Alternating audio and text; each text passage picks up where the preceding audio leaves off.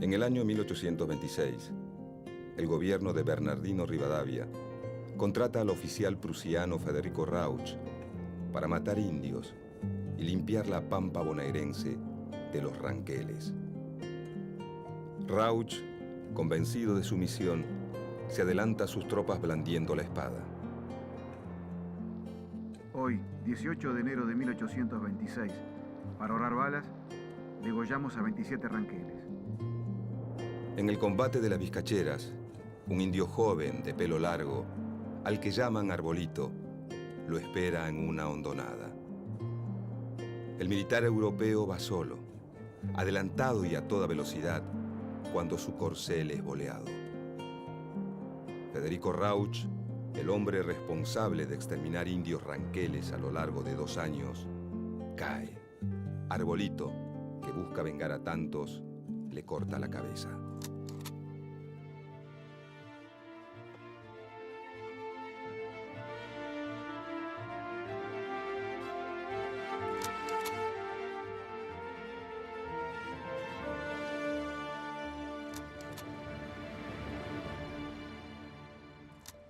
Hace aproximadamente 30.000 años, tribus provenientes de Asia y Oceanía comenzaron a ocupar el territorio americano, desde el estrecho de Bering hasta Tierra del Fuego. El tiempo y la geografía configuraron diversos pueblos con diferentes culturas y modos de vida.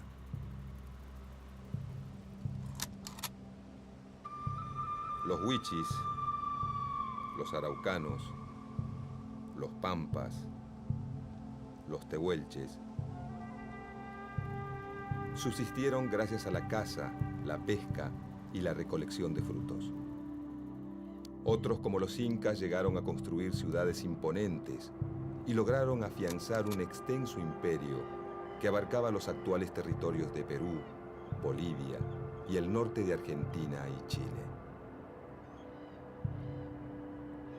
Se calcula que la población total, hasta la llegada de los españoles en el siglo XV, era de 2 millones de habitantes originarios.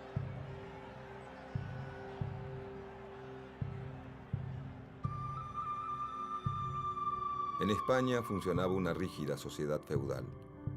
Quienes no poseían bienes y riquezas difícilmente podían cambiar su situación social. Por eso América representó para muchos campesinos, labradores y nobles empobrecidos la posibilidad de cambiar su condición social, obtener tierras, riquezas, títulos y fama. Derechos y honores reservados hasta entonces solo a la nobleza.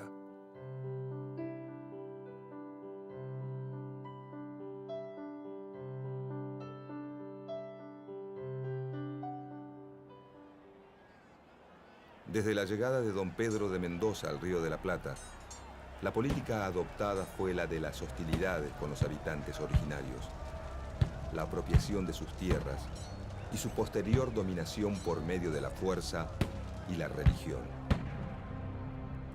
Las líneas divisorias entre los asentamientos españoles e indígenas fueron, durante largo tiempo, fluctuantes y reñidas.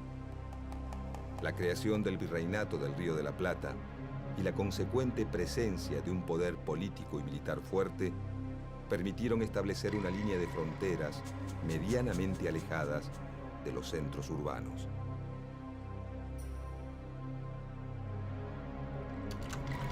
De esta manera, los territorios que quedaron fuera de esta línea pasaron a formar parte del denominado desierto, con la intención de evocar un lugar despoblado aún cuando esos territorios continuaban habitados por las comunidades aborígenes.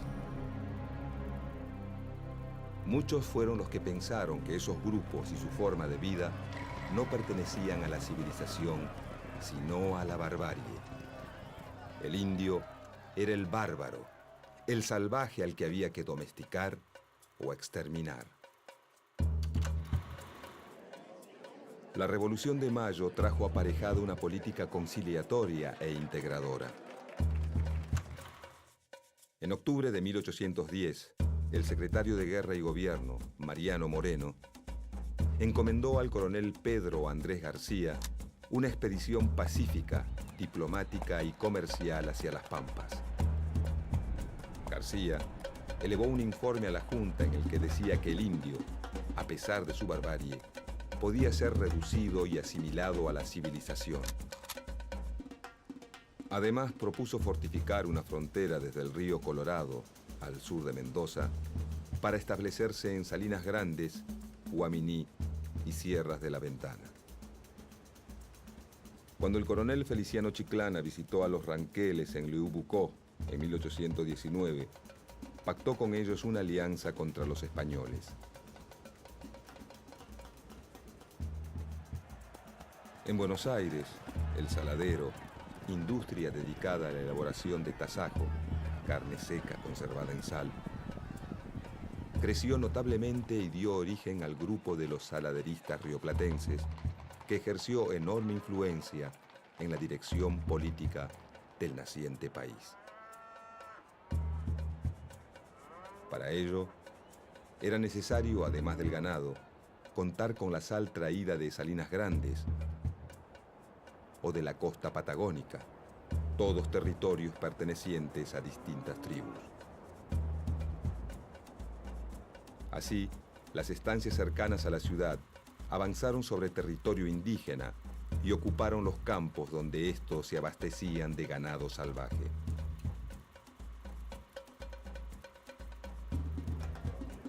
Al poco tiempo de asumir la gobernación de Buenos Aires, Martín Rodríguez delegó prácticamente el gobierno a su ministro Bernardino Rivadavia y se lanzó a una campaña al desierto. La experiencia de todo lo hecho nos enseña el modo de manejarse con estos hombres. Ella nos guía al convencimiento de que la guerra con ellos debe llevarse al exterminio. En la guerra se presenta el único remedio bajo el principio de desechar toda la idea de urbanidad y considerarlos como enemigos que es preciso destruir y exterminar.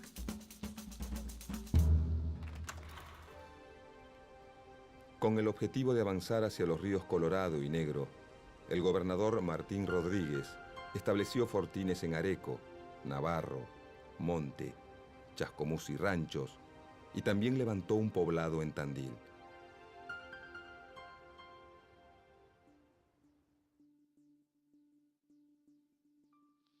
Fue errado y muy dañoso el sistema de conquistar a los indios salvajes a la bayoneta y de hacerlos entrar en las privaciones de la sociedad sin haberles formado necesidades e inspirándoles el gusto de nuestras comodidades. El ascenso de Rivadavia a la presidencia en 1826 significó para los Pampas la pérdida de una enorme cantidad de territorio. Todas las tierras públicas de la provincia quedaron hipotecadas como garantía del empréstito tomado con la casa bancaria Baring Brothers de Londres. Rivadavia decidió entonces aplicar el sistema de enfiteusis, por el cual los productores rurales podían ocupar y hacer producir las tierras públicas, no como propietarios, sino como arrendatarios. La ley promulgada en julio de 1826 lo establecía sin lugar a dudas. Quedan especialmente hipotecados al pago del capital e intereses de la deuda nacional las tierras y demás bienes inmuebles de propiedad pública, cuya enajenación se prohíbe en toda la nación. En vez de fraccionar la tierra y entregarla en lotes a pequeños y medianos productores para que la trabajaran, la enfiteusis rivadaviana entregó miles y miles de hectáreas a quienes ya eran grandes propietarios.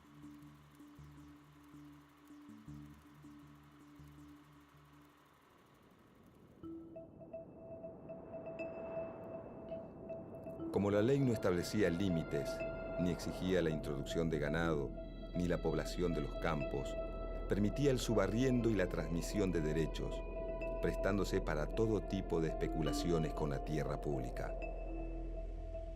8.600.000 hectáreas pasaron a manos de 538 propietarios privados.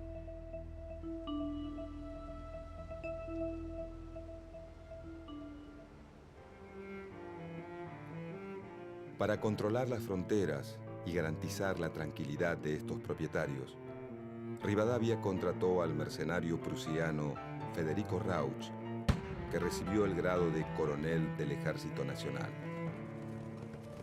Su estrategia consistía en atacar por sorpresa y asesinar indiscriminadamente a hombres, mujeres y niños. Hoy, 18 de enero de 1826, para ahorrar balas, degollamos a 27 ranqueles.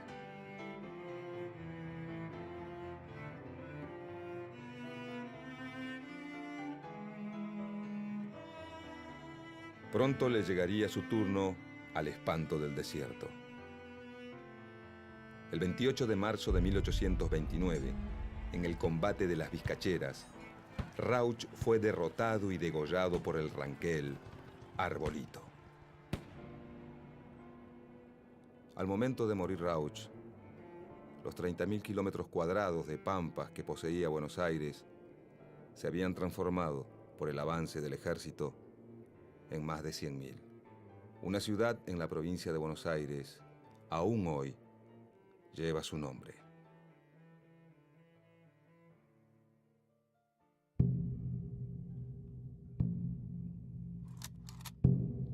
Hacendados, vosotros sabéis que la campaña y la frontera se encuentran hoy enteramente libres de los indios enemigos que, aterrados por los repetidos golpes de muerte que han sufrido en sus mismos hogares y tolderías, se han refugiado al otro lado del río Negro de Patagones y a las faldas de las cordilleras de los Andes.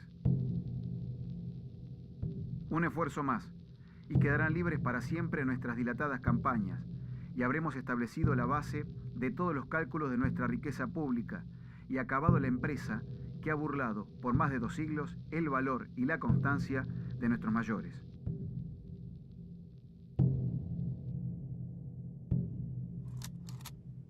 Entre 1833 y 1834, Rosas emprendió su campaña al desierto, financiada tanto por la provincia como por los estancieros bonaerenses. La expedición contó con el apoyo de los gobiernos de San Luis, Córdoba, San Juan y Mendoza. Se le encargó a Facundo Quiroga comandar una ofensiva conjunta contra el indio. Organizados en 3 divisiones, la última dirigida por el mismo Rosas, penetraron en territorio indígena, llegando a los ríos Colorado y Negro y ocupando Choele Choel. Durante la campaña, Rosas combinó la conciliación con el sometimiento.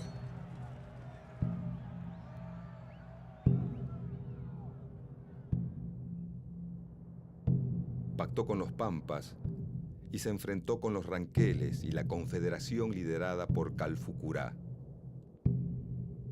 Se ganaron 2.900 leguas cuadradas de tierras y la línea defensiva pasó por Bahía Blanca, Médano Redondo y Carmen de Patagones.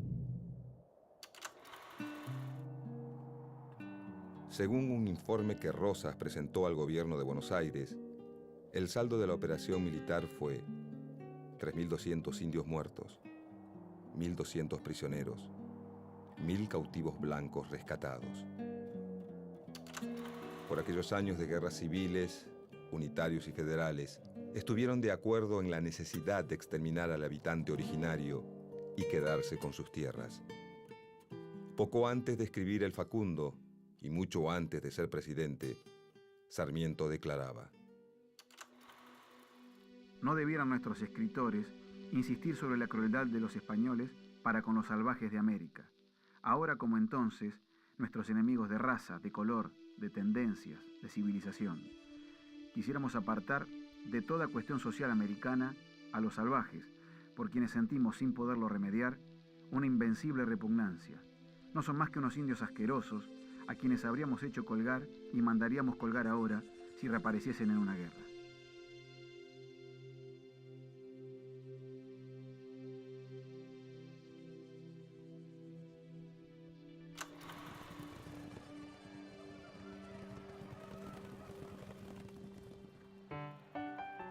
Durante la última mitad del siglo XIX, Argentina se insertó en el mercado internacional como productora y exportadora de productos primarios. Inglaterra, la principal compradora de estos productos, necesitaba materia prima para su industria textil y realizaba los primeros intentos de enfriado de carnes que en poco tiempo darían paso al frigorífico. Esto despertó gran interés por la Patagonia, considerada una fuente proveedora de lana y carne ovina, productos de exportación, generadores de divisas. De esta manera, se hizo necesaria la expansión de la frontera para, como decía un funcionario de la época, reemplazar a los indios por ovejas. Se comenzó a pensar en poblar la región para asegurar la soberanía argentina en esas tierras y abrir una vía de comunicación hacia el Océano Pacífico para obstruir las ambiciones chilenas sobre el Estrecho de Magallanes.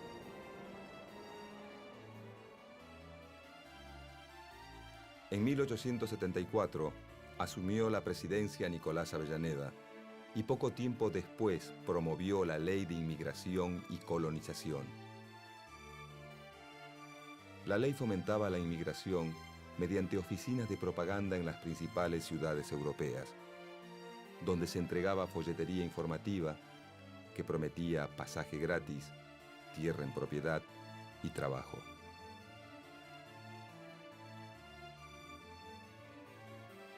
Pero al llegar la oleada inmigratoria, la mayoría de las tierras estaban repartidas entre los grandes terratenientes.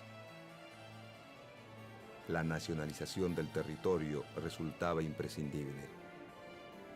El gobierno le encargó al ministro de Guerra, Adolfo Alsina, un plan para terminar definitivamente con el problema del indio y del desierto y correr nuevamente la línea de frontera.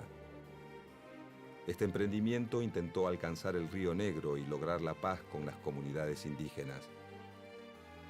La falta de planificación y la incapacidad del gobierno de elaborar tratados que respetaran mínimamente los intereses indígenas llevaron a varios caciques a organizar una gran invasión.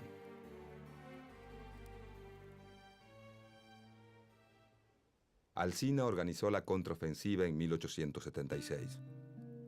Como resultado de la campaña se construyeron pueblos como Carué, Guaminí, Puán, Trenquelauquen, Italó, y una zanja de 374 kilómetros, de unos 3 metros de ancho y 2 de profundidad, entre Carué y Laguna del Monte, conocida como la Zanja de Alsina, que tenía como fin evitar el robo de animales.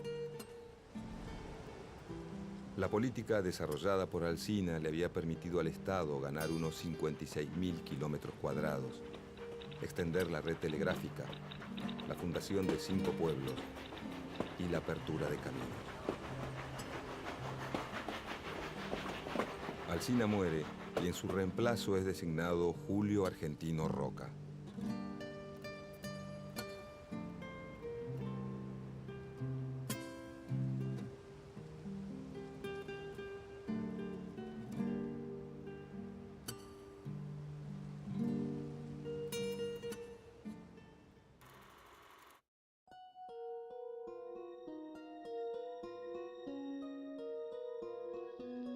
Sellaremos con sangre y fundiremos con el sable, de una vez y para siempre, esta nacionalidad argentina que tiene que formarse como las pirámides de Egipto y el poder de los imperios, a costa de sangre y el sudor de muchas generaciones. En 1878, el Congreso Nacional sancionó una ley por la que se destinaba 1.600.000 pesos para el traslado de la frontera a los ríos Negro y Neuquén. La suma millonaria se obtendría a través del producido de las tierras públicas nacionales que se conquistaran. Casi 400 personas se quedaron con más de 8 millones de hectáreas de las mejores tierras del mundo. El nuevo ministro de Guerra aplicó un plan de aniquilamiento de las comunidades indígenas a través de una guerra ofensiva y sistemática. El plan se realizó en 2 etapas. Una ofensiva general sobre el territorio comprendido entre el sur de la provincia de Buenos Aires y el Río Negro, y una marcha coordinada de varias divisiones para confluir en las cercanías de la actual ciudad de San Carlos de Bariloche. Julio Argentino Roca modernizó las tropas e incrementó la construcción de líneas telegráficas.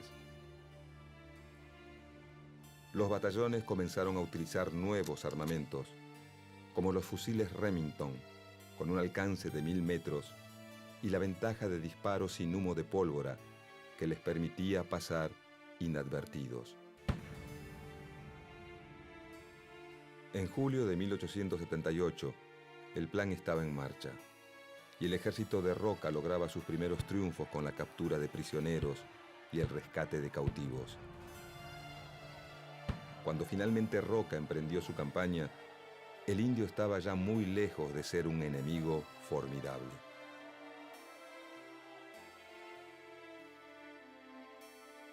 En la superficie de 15.000 leguas que se trata de conquistar, comprendidas entre los límites del Río Negro, los Andes y la actual línea de fronteras, la población indígena que la ocupa puede estimarse en 20.000 almas.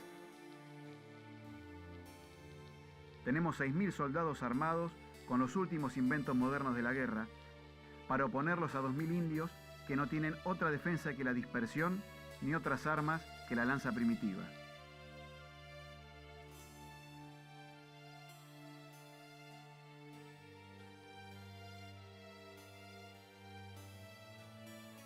Los indios que no caían por los fusiles eran alcanzados por enfermedades traídas por sus enemigos. Cuando la financiación estuvo aprobada y el negocio armado, Roca preparó sus fuerzas para la ofensiva final. La expedición partió entre marzo y abril de 1879. Los 6.000 soldados fueron distribuidos en 4 divisiones que partieron de distintos puntos para rastrillar la pampa.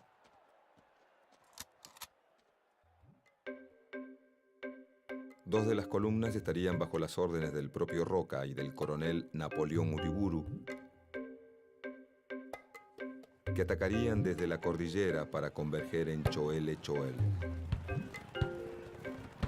Las columnas centrales, al mando de los coroneles Nicolás Levalle y Eduardo Racedo, entrarían por la pampa central para ocupar la zona de Traorú, Lauquén y Poitahue. Todo salió según el plan, con el acompañamiento de la Armada que con el buque El Triunfo, a las órdenes de Martín Guerrico, navegó por el Río Negro. Roca demoró la llegada de las tropas a Choel-Choel para arribar a la margen izquierda del Río Negro el 25 de mayo de 1879. Tras la celebración de la victoria aquel Día de la Patria, Roca encaró el último tramo de la campaña. El 11 de junio las tropas llegaron a la confluencia de los ríos Limay y Neuquén.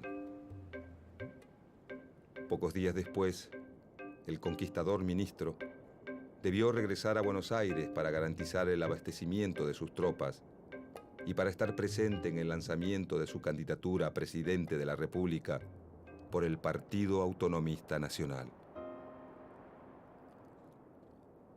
El saldo de la campaña fue de miles de indios muertos, 14.000 reducidos a la servidumbre y la ocupación de 15.000 leguas cuadradas que se destinarían, teóricamente, a la agricultura y la ganadería.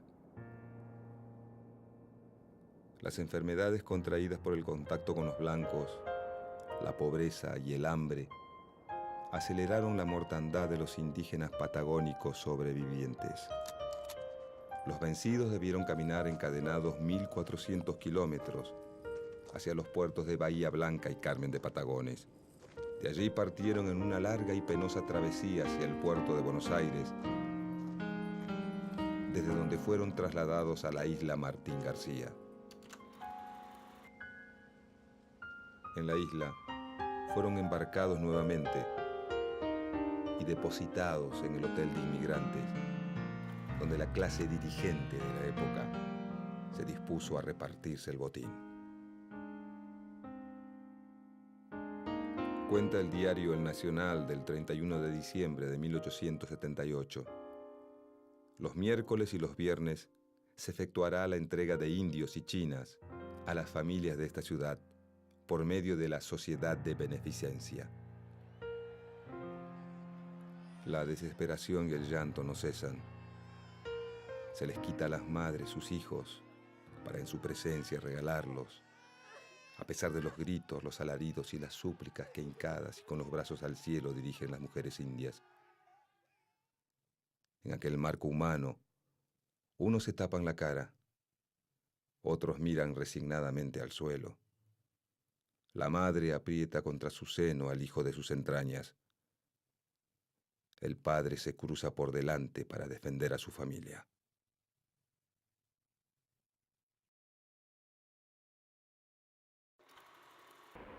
De todo me acuso, Padre, pero juro ante Dios que no tengo una sola muerte inútil sobre la conciencia. La absolución. Ego te absolvo, in nomine Pater, Figlio et Spiritus Sancto. Amén. La jerarquía católica expresó oficialmente su beneplácito por la conquista a través de Monseñor Fagnano. Dios en su infinita misericordia ha proporcionado a estos indios un medio eficacísimo para redimirse de la barbarie y salvar sus almas: el trabajo y sobre todo la religión, que los saca del embrutecimiento en que se encontraban.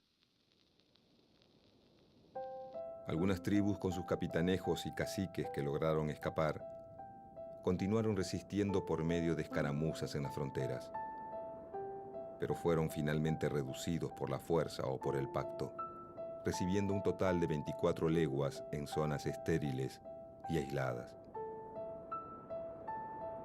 La conquista del desierto cumplió con dos objetivos fundamentales para la élite gobernante: afianzar la burguesía y consolidar el poder militar. Además sirvió para que entre 1876 y 1903, un lapso de 27 años, el Estado regalase o vendiese casi 42 millones de hectáreas a 1.800 terratenientes, vinculados estrechamente por lazos económicos y familiares, a los diferentes gobiernos que se sucedieron en aquel período. 67 propietarios pasaron a ser dueños de 6 millones de hectáreas. Entre ellos se destacaron 24 familias patricias, que recibieron parcelas que oscilaban entre las 200.000 hectáreas de los Luro a las 2.500.000 obtenidas por los Martínez de Hoz. Para 1920, solamente 50 familias eran propietarias de más de 4 millones de hectáreas en la provincia de Buenos Aires. Estas tierras fiscales, que según marcaba la ley de inmigración, debían ser destinadas al establecimiento de colonos y pequeños propietarios llegados de Europa, fueron distribuidas entre una minoría de familias vinculadas al poder que pagaron por ellas sumas irrisorias.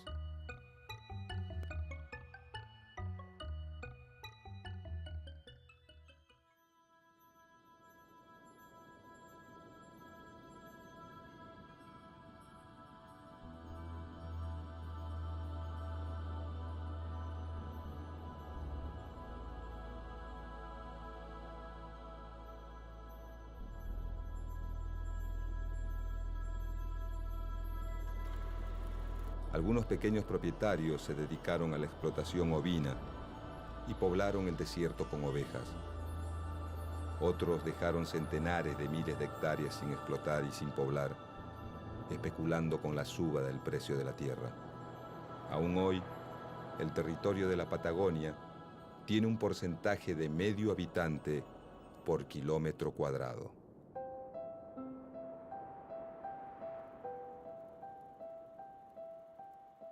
Muchos descendientes de los pueblos originarios de esas tierras aún viven ignorados y marginados como en aquellos días de la conquista, cuando fueron brutalmente masacrados o condenados a sobrevivir, aislados en pequeñas comunidades, luchando porque concluya el tiempo de dominación sistemática ejercida por el hombre blanco.